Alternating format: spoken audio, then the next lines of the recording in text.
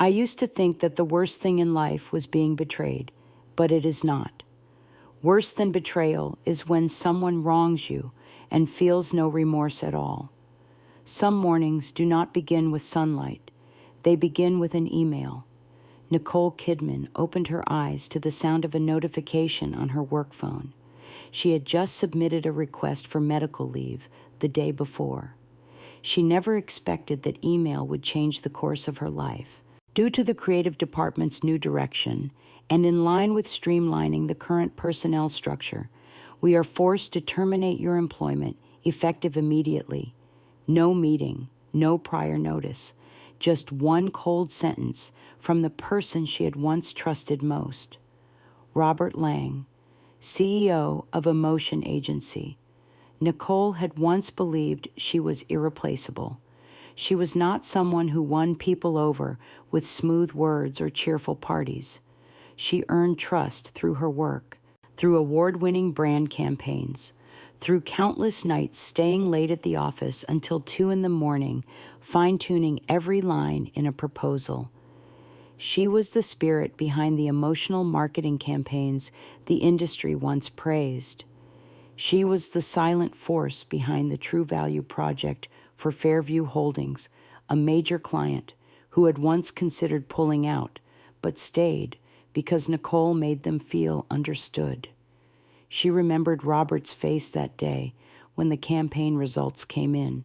He had placed a hand on her shoulder and said, "No one understands what people really need like you do. You're the heart of this team." Those words now felt like syrup poured to keep a person working past their limits. Nicole did not question anything, not until she heard Robert had nominated someone else for the role of head of creative strategy, a new hire named Camille, a title Nicole had quietly earned after 9 dedicated years. The reason Nicole is too meticulous. She no longer fits the fast-paced direction of our creative department. She said nothing, not because it did not hurt, but because she understood too well. She had been too loyal, too convinced that doing good work would be enough to protect her. The day she was let go, it rained. Not a downpour, but a lingering, bone-deep drizzle. Nicole did not cry. She simply stood in front of the company building, holding a small box with her old coffee mug and a notebook filled with scribbled thoughts. Inside were unfinished ideas, unlaunched campaigns, and the dreams she once believed she would grow old with. Vanessa, her young assistant, came out quietly and hugged her.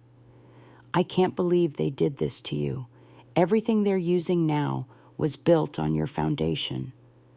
Nicole gave her a faint smile. Not a forgiving one, but the kind of smile someone wears after swallowing a bitter lesson. In places where power is the only currency, dedication has no value. She returned to her small apartment in the West End, unplugged the company laptop, and left a short message for IT. "I've cleared all personal data. Just remember, ideas don't live on hard drives. They live in the minds of those who create them." What followed were days that felt completely hollow. No more Monday meetings, no more morning coffee with the team, no more late-night messages from clients asking for user insights. The house grew so quiet that Nicole could hear the ticking of the clock every evening. Her mother called gently, saying, "Maybe you should come home for a while, clear your mind." But Nicole stayed silent.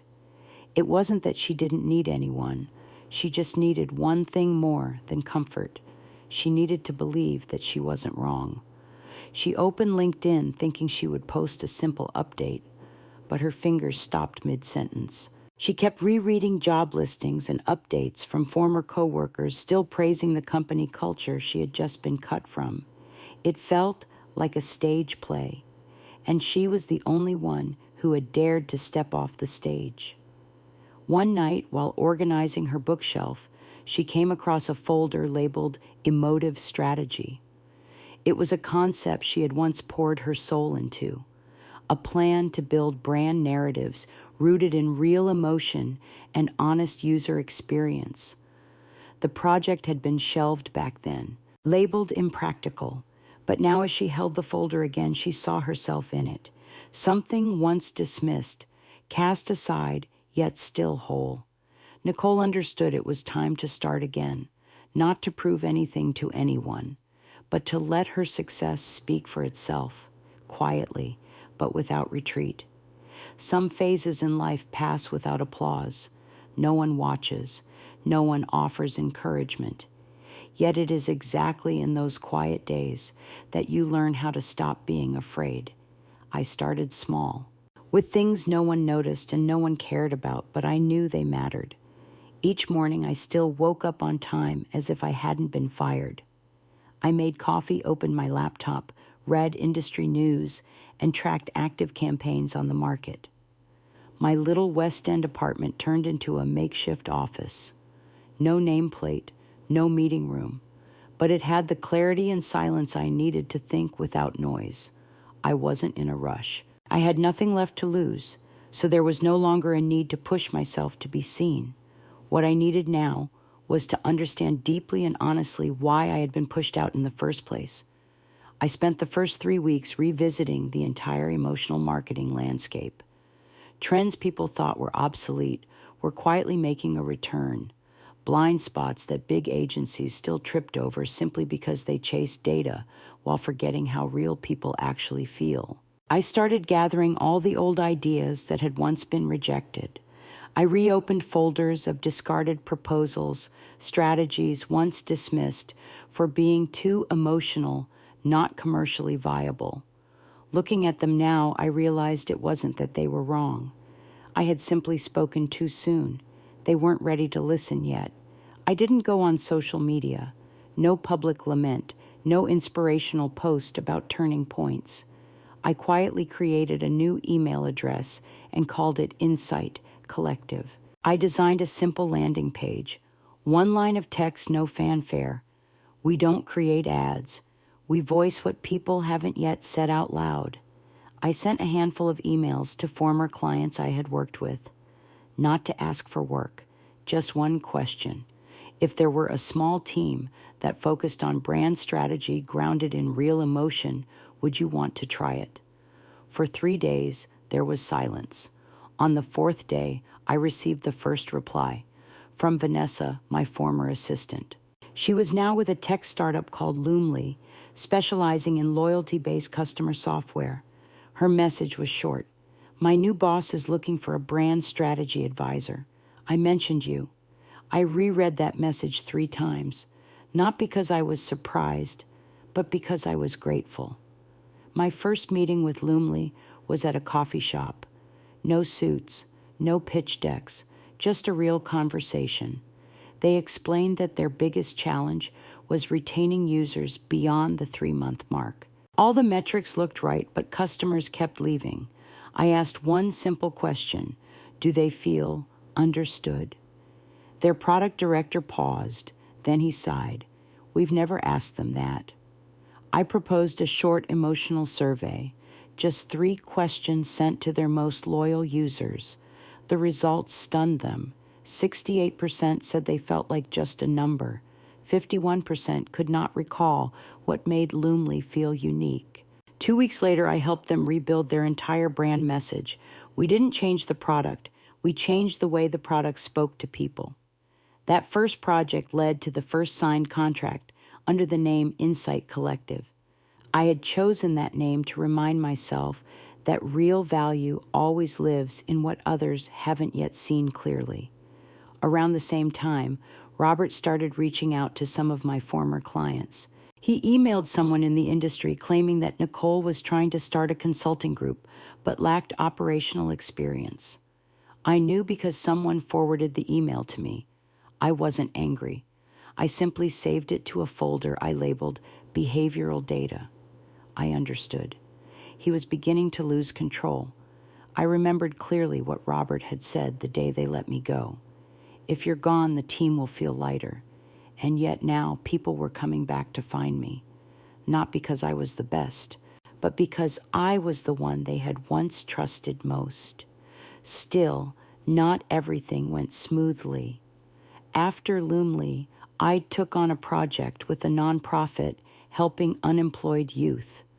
The brief seemed simple: rebuild the brand to attract more funding. But once I stepped in, I uncovered something uneasy.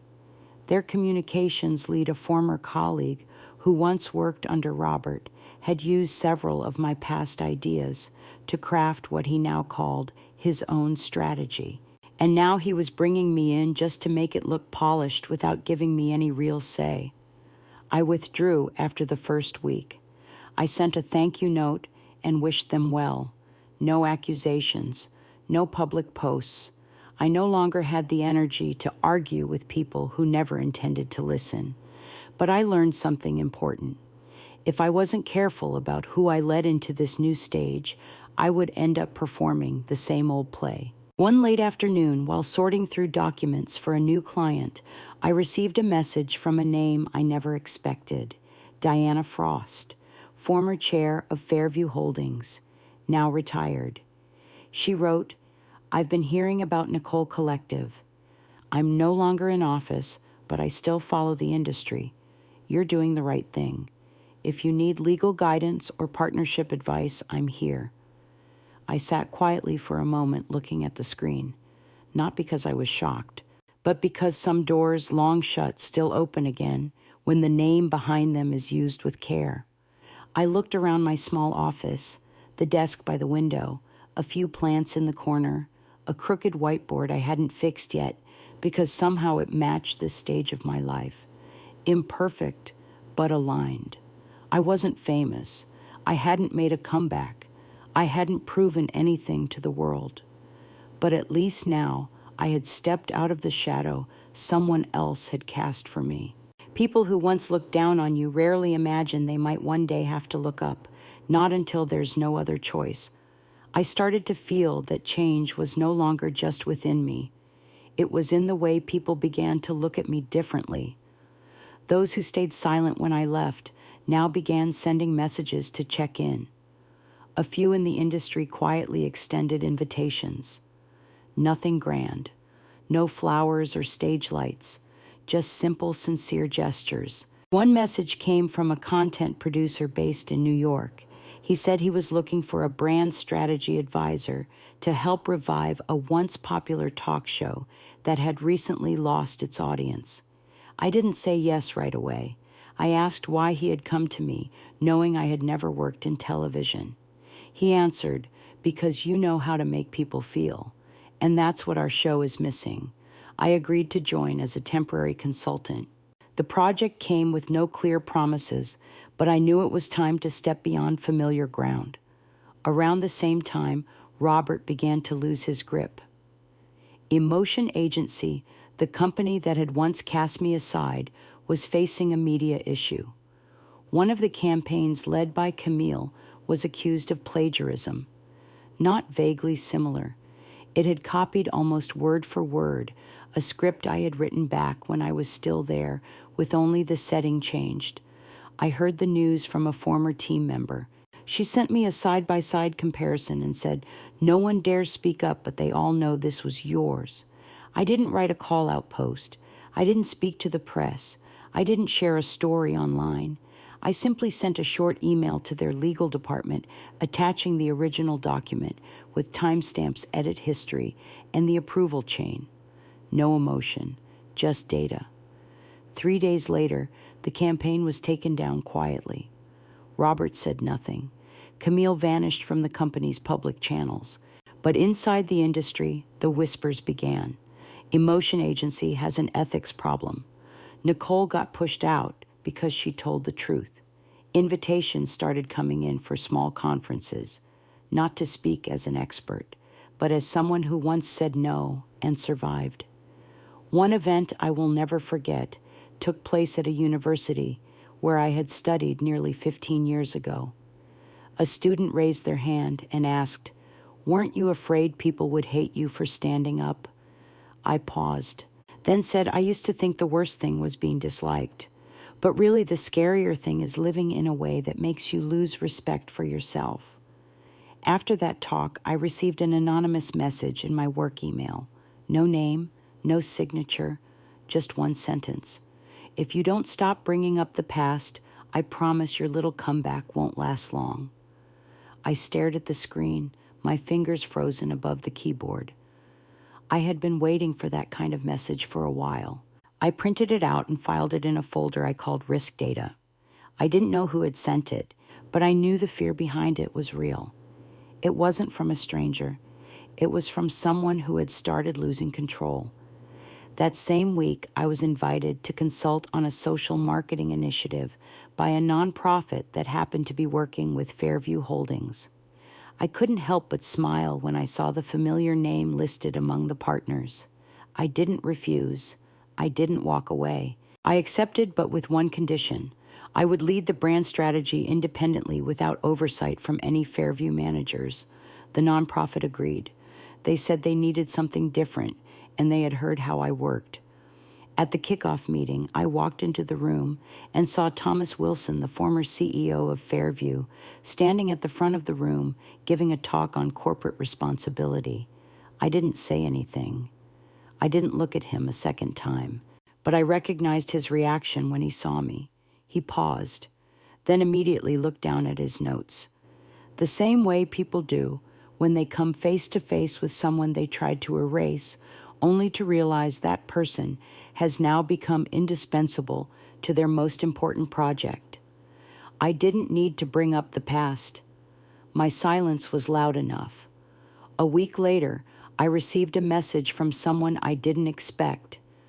Vanessa, do you have time? There's something I want to show you. We met at a small tea shop. Vanessa opened her laptop and showed me a document. It was a new brand strategy proposal she was preparing for her executive team. But what caught me by surprise was the logo in the corner, Nicole Collective. I asked, "You're using my name on your proposal?" Vanessa nodded. "It's not just a name drop. I pitched to my boss that we should hire you officially as a strategic advisor, and they agreed." I held the document in my hands. It felt strange. Not pride exactly, something quieter. Relief, because I realized that everything I had planted, even without cameras watching, was beginning to bloom at just the right time. Robert appeared once more the following month during a press conference where a motion agency announced a restructuring of their strategy department.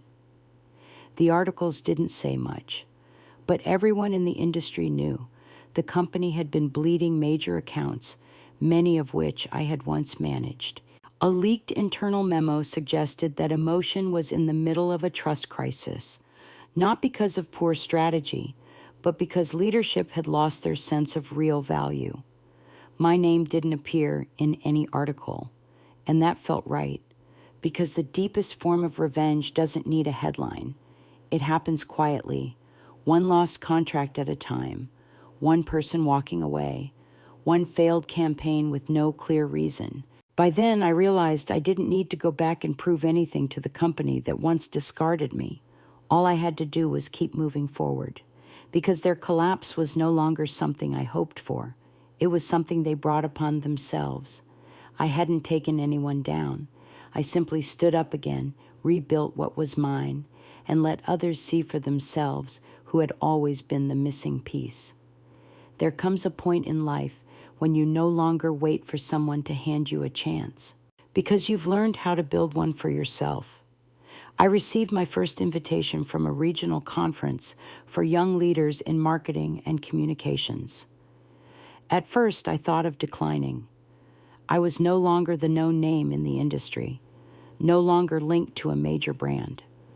But then I realized if I had once fallen because trust was broken, perhaps it was only right that I began again by telling that very story.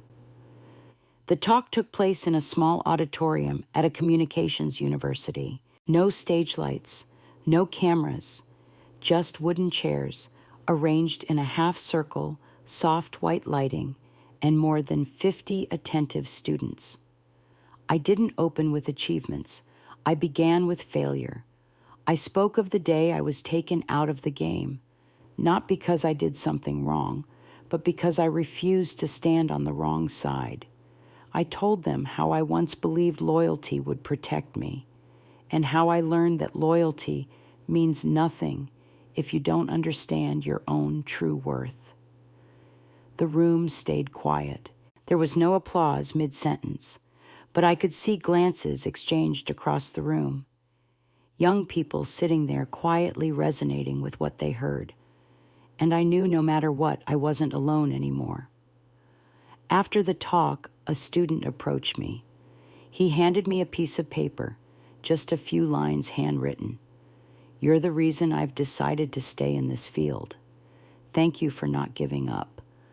I folded the paper and slipped it into my bag, not to keep as a memento, but to remind myself that I had almost forgotten why I started in the first place. From that small talk, a shift I never expected began. 3 days later, I received a call from someone I never thought I'd hear from again, Diana Frost, former chairwoman of Fairview Holdings. Her voice was as steady and deep as I remembered, though this time there was something else in it, a trace of respect. "I've been following your recent projects, Nicole, and I think we should talk." I wasn't surprised by the call. I was only surprised by the sense of calm it brought with it. We met at a quiet coffee shop near the city park. Diana arrived on time, no assistant with her. She spoke first. "I'm no longer with Fairview, but I'm building an independent advisory platform for companies looking to rebuild brand values after a crisis, and I need someone who can lead the emotional strategy."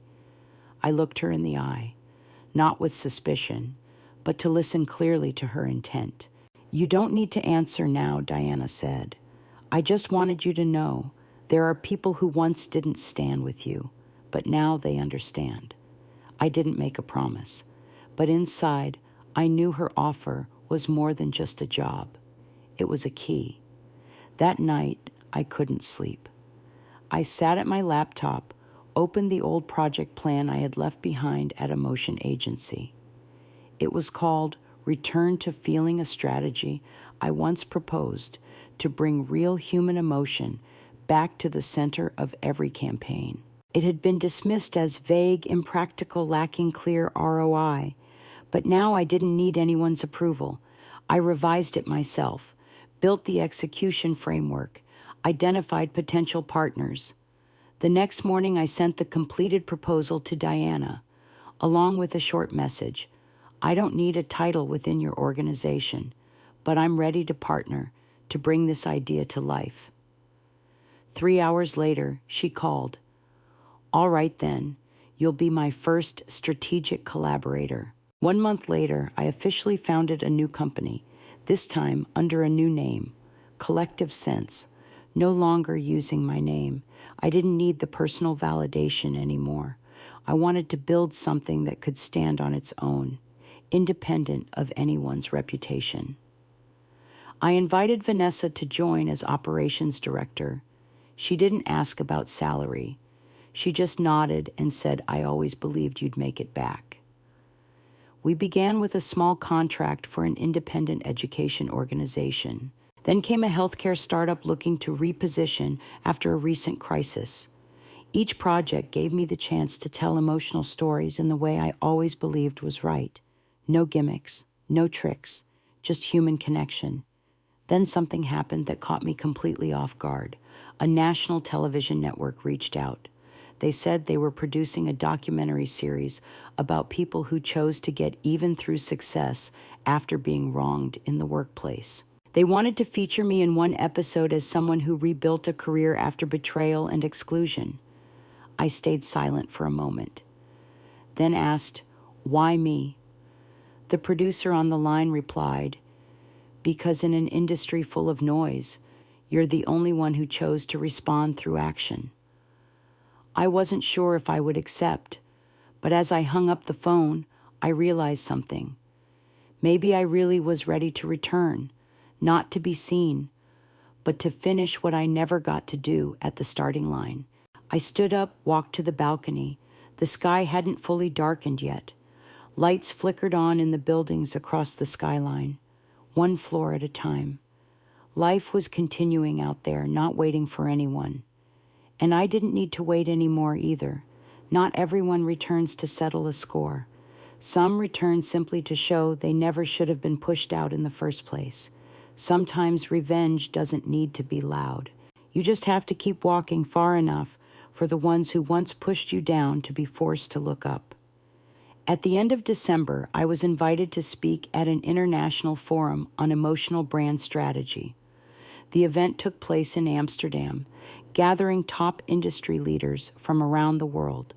The invitation came from a partner in London, someone who had attended a small online workshop I hosted earlier that year.